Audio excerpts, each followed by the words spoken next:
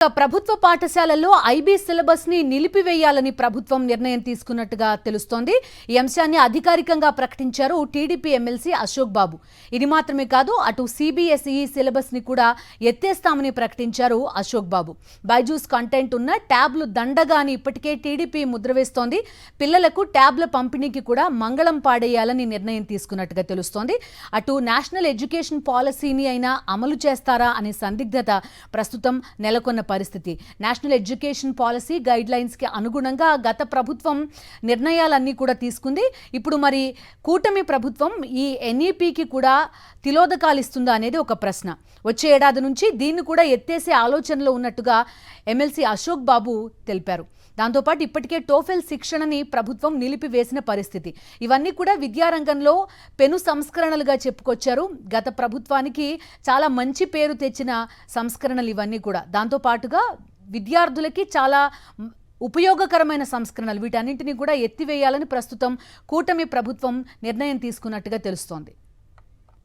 కూటమి ప్రభుత్వం ఏం చేయబోతోంది, విద్యారంగం పైన ఎందుకింత కసి, పూర్తి డీటెయిల్స్ అడుగుదాం. వినాయక్ ప్రస్తుతం అందుబాటులో ఉన్నారు. వినాయక్, చెప్పండి, ఏం జరుగుతోంది? సిబిఎస్ఈ సిలబస్ కానీ లేకపోతే ఐబీ అడాప్ట్ చేసుకోవడం కానీ ఇవన్నీ కూడా విద్యార్థులకి చాలా ఉపయోగమైన పనులు కదా, వీటిపైన కూడా ఎందుకంత కక్ష?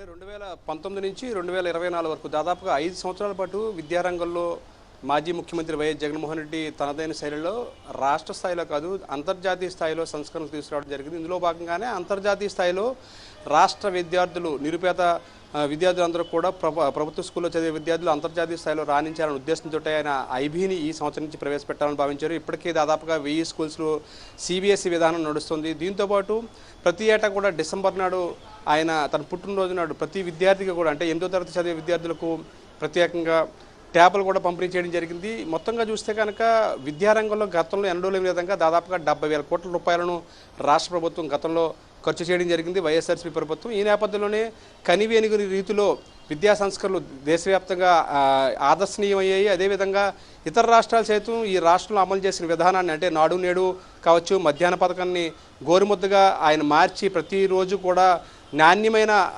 ఆహారం, అది కూడా పౌష్టికాహారం ప్రతి విద్యార్థికి అందే విధంగాను, దీంతోపాటు ప్రతి నెల జూన్ నెలలోనే, అంటే ప్రతి ఏడాది జూన్ నెలలోనే జగనన్న విద్యాకానికి అందే విధంగా, ఈ విధంగా మొత్తం సంస్కరణలన్నీ తీసుకురావడం జరిగింది. ఈ నేపథ్యంలోనే ఇప్పుడు ఎక్కడైతే ఆ సంస్కరణలని కొనసాగిస్తే కనుక వైఎస్ జగన్మోహన్ రెడ్డికి అదే పేరు కొనసాగుతుంది, అదేవిధంగా జగన్మోహన్ రెడ్డికి మంచి పేరు వస్తుందనే ఉద్దేశంతో ఈ ప్రభుత్వం ఒక్కొక్క విధానానికి మంగళం పాడుతూ ఇప్పుడు ప్రస్తుతం సిబిఎస్ఈ విధానాన్ని వచ్చే ఏడాది నుంచి కూడా మేము నిలిపివేయబోతున్నట్లుగా ఎవరైతే తెలుగుదేశం పార్టీకి సంబంధించిన ఎమ్మెల్సీ అశోక్ బాబు ఉన్నారో ఆయన ప్రకటించడం జరిగింది. అది దీంతోపాటు ప్రత్యేకంగా మనం చూస్తే కనుక ఐబీ సిలబస్ని కూడా ఆఫ్ చేస్తామని చెప్పి వారు చెప్పడం, దీంతోపాటు ఇప్పటికే ఏదైతే బైజూస్తో కూడిన కంటెంట్తో కూడిన ట్యాబ్లు రాష్ట్ర ప్రభుత్వం ప్రతి ఏటా కూడా 8వ తరగతి విద్యార్థులు పంపిణీ చేస్తుందో ఆ బైజూస్ కంటెంట్తో కూడిన ట్యాబ్ల ద్వారా ఎటువంటి ఉపయోగం లేదు, దండగంట కూడా ఇప్పటికే తెలుగుదేశం పార్టీ తరఫు నుంచి ప్రచారం చేయడం జరిగింది. ఈ నేపథ్యంలోనే ఇప్పుడు ఎమ్మెల్సీ అశోక్ బాబు చేసిన వ్యాఖ్యలు చూస్తే కనుక పూర్తిగా విద్యారంగం మీద రాష్ట్ర ప్రభుత్వం వైఎస్ జగన్మోహన్ రెడ్డి పేరు రాకుండా ఉండేందుకు ఏదైతే వైఎస్ జగన్మోహన్ రెడ్డి అంతర్జాతీయ స్థాయిలో చెప్పండి వినాయక్, ఇప్పుడు ఎన్ఈపీ తీసుకొచ్చింది ఎన్డీఏ గవర్నమెంటే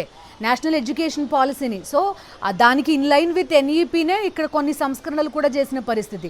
దానికి కూడా మరి ఎందుకని, అంటే ఎన్డీఏ గవర్నమెంట్ తీసుకొచ్చినా కూడా అది కూడా అనవసరం అనుకుంటున్నారా?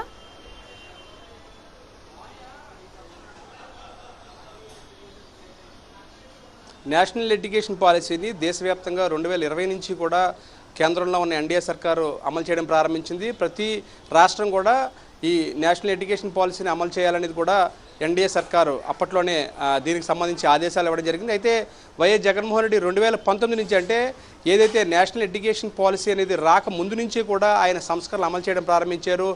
దానికి సంబంధించి కూడా కేంద్ర మానవ వనరుల శాఖ సంబంధించిన ప్రత్యేకంగా హెచ్ఆర్డీ మినిస్ట్రీ కూడా ప్రత్యేకంగా అభినందించడం జరిగింది.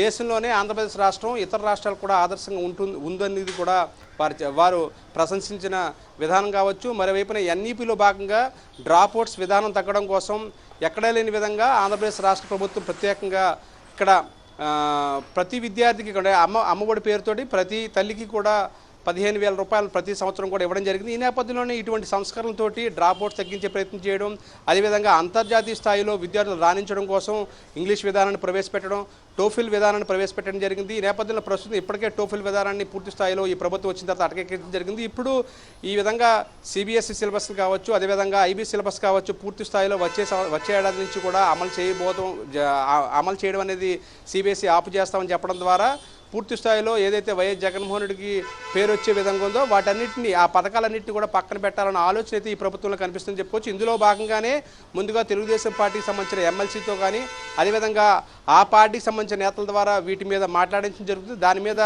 చర్చ జరిగే విధంగా చేసిన తర్వాత పూర్తి స్థాయిలో వీటన్నిటిని కూడా నిలుపుదల చేయడం కోసమే లోకేష్ ఈ విధంగా తెర మీదకి తమ పార్టీకి సంబంధించిన ఎమ్మెల్సీలు కానీ, అదేవిధంగా ప్రజాప్రతినిధులు కానీ వారి ద్వారా మాట్లాడే ప్రయత్నం చేస్తున్నారు అనేది మనం భావించాల్సి ఉంటుంది. Bindu. Okay Vinayak, thank you.